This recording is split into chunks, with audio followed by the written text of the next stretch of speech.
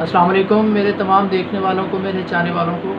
آپ دیکھ رہے ہیں یو ایف ریئیکشنز پی کے یوٹیوب چینل. اور آج ہم جس ویڈیو پہ ریئیکشن کرنے والے ہیں وہ ایک ڈرامہ سیریل ہے ایکچولی. جیسا کہ آپ لوگ جانتے ہیں کہ ڈرلس ایرتغرل ڈرامہ جو بہت ہی مقبول ہو رہا ہے اس وقت پاکستان میں، پی ٹی وی ہوم پہ اسے نشر کیا جا رہا ہے. یہ ڈرامہ جو ہم سب لوگ اس وقت دیکھ رہے ہیں، آپ لوگ دیکھ رہے ہیں پی ٹی وی ہوم پر، اس میں مسلم ہسٹری کو بہت زیادہ جو ہے وہ پذیرائی ملی ہے، کیونکہ مسلم ہسٹری پہ یہ مبنی ہے سارا ڈرامہ. تو یہ ترکی میں دسمبر 10 2014 میں اسے ریلیز کیا گیا تھا فرسٹ ٹائم، اور یہ کافی زبانوں میں اس کو جو ہے نا وہ نشر کیا جا رہا ہے. اور اس وقت جو ہے وہ ٹرینڈ چل رہا ہے اس ڈرامے کا بہت زیادہ، وہ لوگ پسند کر رہے ہیں اس ڈرامے کو. تو آج ہم اسی ویڈیو پہ جو ہے وہ ریئیکشن کرنے جا رہے ہیں. تو چلیے ویڈیو سٹارٹ کرتے ہیں. ویڈیو شروع کرنے سے پہلے آپ لوگوں سے ایک چھوٹی سی ریکویسٹ ہے کہ اگر آپ میرے یوٹیوب چینل پر نئے ہیں تو میرے چینل کو جلدی سے سبسکرائب کریں اور اس کے بیل آئیکن کو پریس کر دیں تاکہ آپ کو میری ہر آنے والی ویڈیو کا نوٹیفیکیشن مل سکے. تو چلیے شروع کرتے ہیں. السلام علیکم دوستوں، میرا نام ہے حسیب شفقت اور آپ دیکھ رہے ہیں میں نے آپ وہاں پہ جا کے اوریجنل ویڈیو دیکھ سکتے ہیں. دوستوں، یکم رمضان المبارک سے پاکستان کے نیشنل ٹی وی یعنی پی ٹی وی پر دنیا بھر میں مشہور ترکش ڈرامہ سیریل درلس ارتغال کو اردو کے اندر ڈب کر کے دکھایا جائے گا. یہ پورا ڈرامہ سیریل حقیقت پر مبنی ہے جو مسلمانوں کے شاندار ماضی، ان کے اتحاد کی طاقت یعنی کہ خلافت عثمانیہ کو عطا کیے گئے نیک، بہادر، ذہین، جنگجو اور نڈر حکمرانوں کی تاریخ کو حقائق کے ساتھ ایسے خوبصورت انداز کے اندر پیش کر رہا ہے کہ مسلمانوں کو ان کا سنہرا ماضی ایک بار پھر سے یاد کروایا جائے،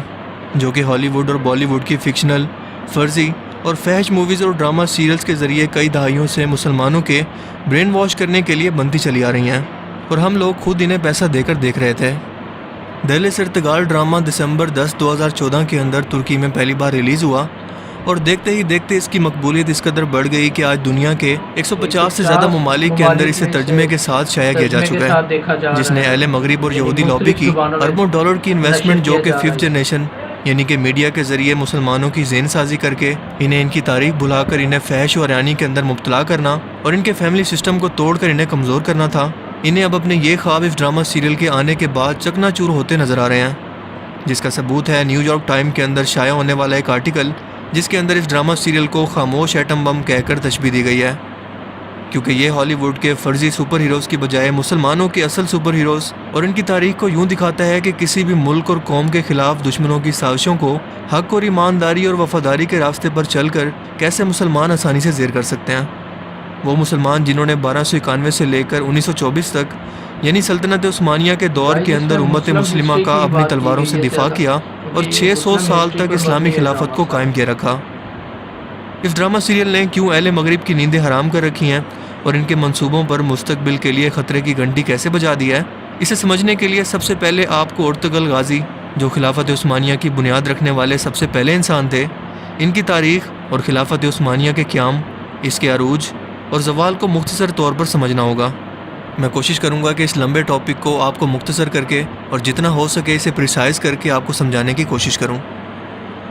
دوستو، سلطنت عثمانیہ جو دنیا کے 3 بر اعظموں تک پھیلی ہوئی تھی اور دنیا کی سب سے مضبوط سلطنت تھی،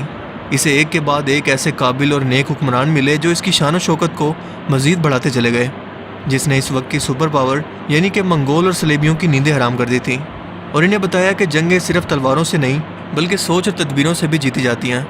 کیونکہ منگولوں کے پاس خونخوار قسم کی فوج تھی، تلواریں اور جنگی حکمت عملی تو موجود تھی جو انہیں فتوحات پر فتوحات دیتی چلی گئی، لیکن کسی بھی ملک کو فتح کرنے کے بعد ان کے پاس اس ملک کو چلانے کے لیے کوئی نظام موجود ہی نہیں تھا،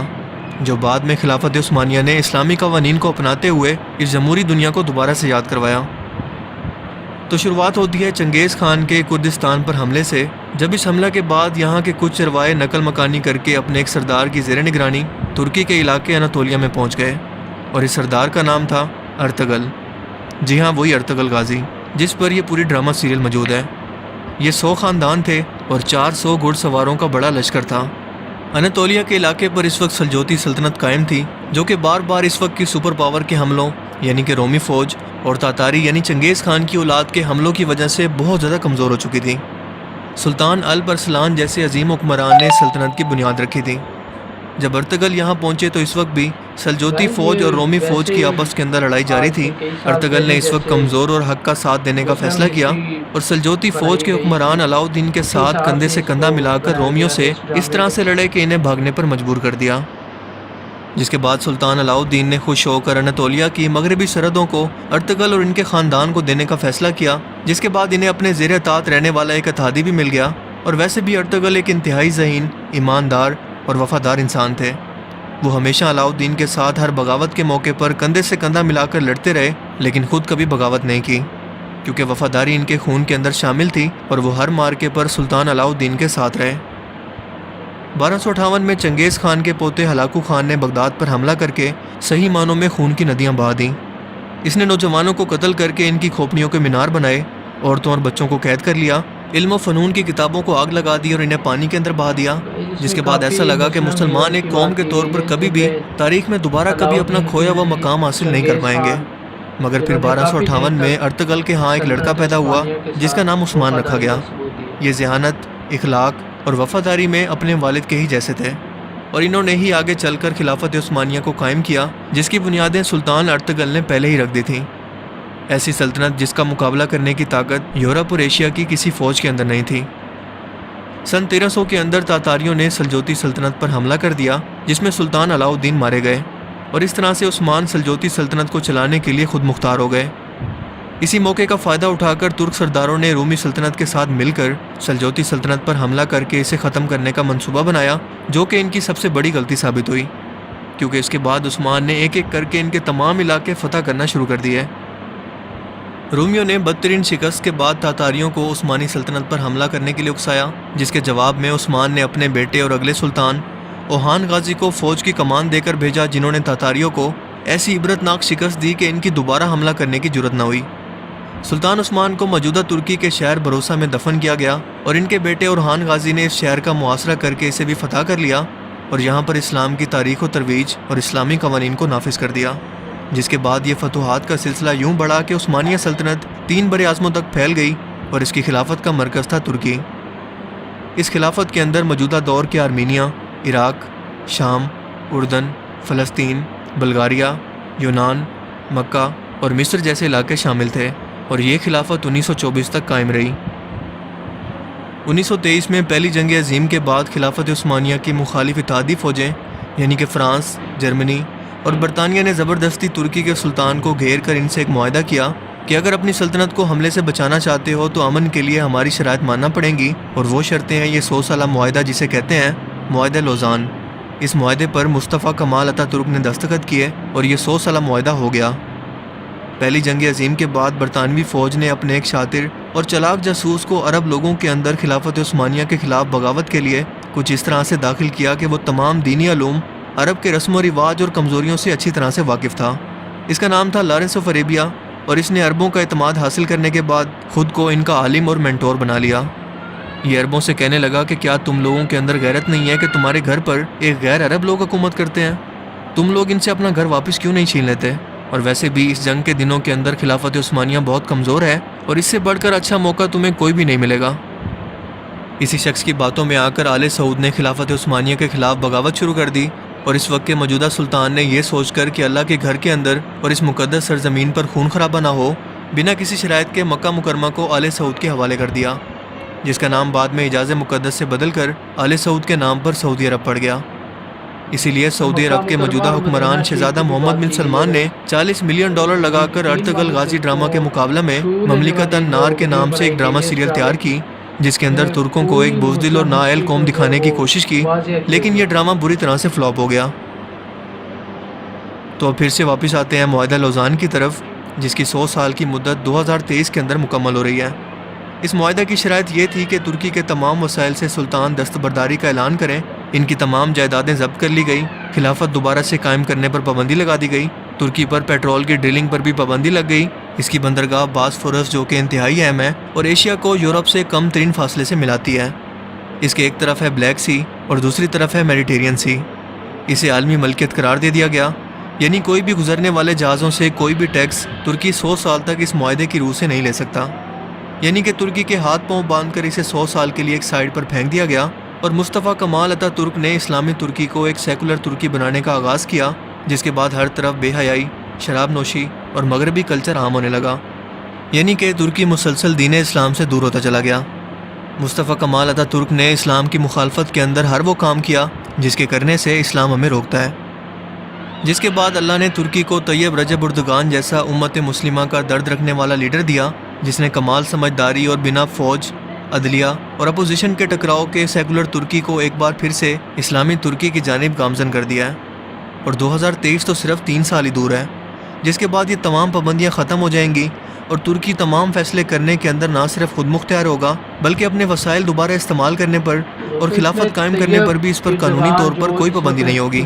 اور اسی چیز نے یورپ کی نیندیں حرام کر رکھی ہیں، اور یہی وجہ تھی کہ 15 جولائی 2016 کو ترکی کی فوج کے ذریعے اسرائیل اور امریکہ نے ترکی کے اندر بغاوت کی کوشش کروائی، مگر ترکی کی عوام نے فوج کے ٹینکوں کے آگے لیٹ کر اس بغاوت کو کچل دیا، کیونکہ یہ سازشی لوگ جانتے ہیں کہ مسلمان اگر ایک بار پھر سے ارطغرل غازی جیسے مرد مجاہد کی طرح اور سلطنت عثمانیہ کی طرح ایک بار پھر سے اکٹھے ہو گئے تو پھر ان کو ہر ایک ظلم اور زیادتی کا جواب دینا پڑے گا، جو ظلم یہ ایک کے بعد ایک مسلمان ممالک کو تباہ کرنے کے بعد اب تک کرتے چلے آ رہے ہیں۔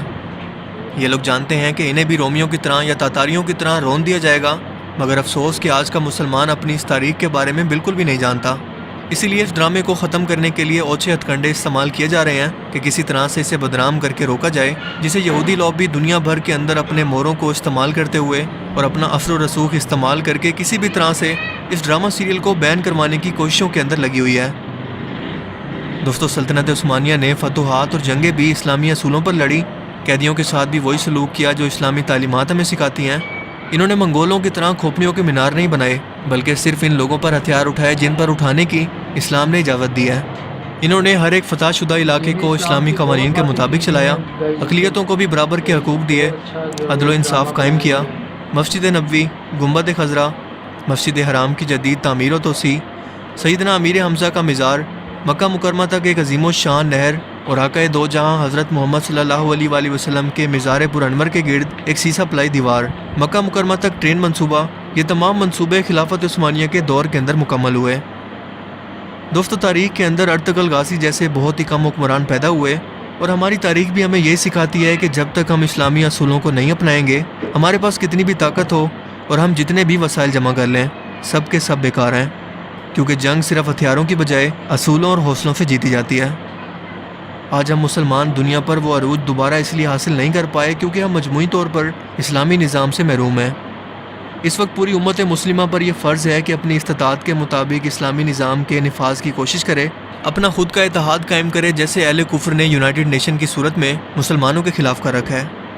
اللہ تعالیٰ مجھ سمیت تمام مسلمانوں کو اس فریضے کے لیے قبول فرمائے اور ہم مسلمانوں کو ہماری اصل تاریخ اور طاقت کو سمجھنے کی توفیق عطا کرے، کیونکہ دوستو، جو قومیں اپنی تاریخ بھلا دیتی ہیں وہ صفحہ ہستی سے مٹ جاتی ہیں۔ مجھے امید ہے کہ آج کی اس ویڈیو سے آپ کو کچھ نیا جاننے کو ملا ہوگا اور یہ ویڈیو آپ کو پسند آیا ہوگا۔ اگر یہ ویڈیو آپ کو اچھا لگا تو اسے لائک کیجئے اور مزید اس طرح کی انفارمیٹیو ویڈیوز کے لیے اس چینل کو ضرور سبسکرائب کریں۔ اب میں ملوں گا آپ سے ایک نئی انٹرسٹنگ ویڈیو میں، تب تک کے لیے اپنا بہت سا خیال رکھیے گا۔ Thanks for watching. Very amazing guys, یہ ڈرامہ بہت ہی جو ہے سپر ہٹ بنا ہوا ہے اس وقت، کیونکہ اس میں مسلمانوں کی جو ہے وہ پوری ہسٹری کو جو ہے وہ بیان کیا گیا ہے، مسلمانوں کا پاسٹ، ان کا فیوچر، اور یہ سچ ہے کہ ہم لوگ مسلمان جو ہے وہ اپنی تاریخ کو بلا چکے ہیں کہ کیسے ہمارے پیارے نبی حضرت محمد صلی اللہ علیہ وسلم نے اپنی بے پناہ قربانیاں دی ہیں دین اسلام کی خاطر، تو ہم لوگ اپنی تاریخ کو بلا چکے ہیں۔ جو قومیں اپنی تاریخ کو بلا دیتی ہیں، اللہ پاک ان کو نصف و نابود کر دیتا ہے۔ تو ہم مسلمان ہیں تو ہمیں اپنی تاریخ کو جو ہے وہ یاد رکھنا چاہیے، اور اس وقت جو ہم ان مصیبتوں میں پھنسے ہوئے ہیں تو اللہ سے دعا کرتے ہیں کہ اللہ پاک ہمیں اپنے حفظ و ایمان میں رکھے، اور بہت زیادہ اپنا خیال رکھیے گا۔ ملتے ہیں نیکسٹ ویڈیو میں۔ ہمارا چینل سبسکرائب کیجیے گا اور گھنٹی کے نشان کو دبا دیں تاکہ آپ کو آنے والی ویڈیو کا نوٹیفیکیشن مل سکے۔ السلام علیکم، اللہ حافظ۔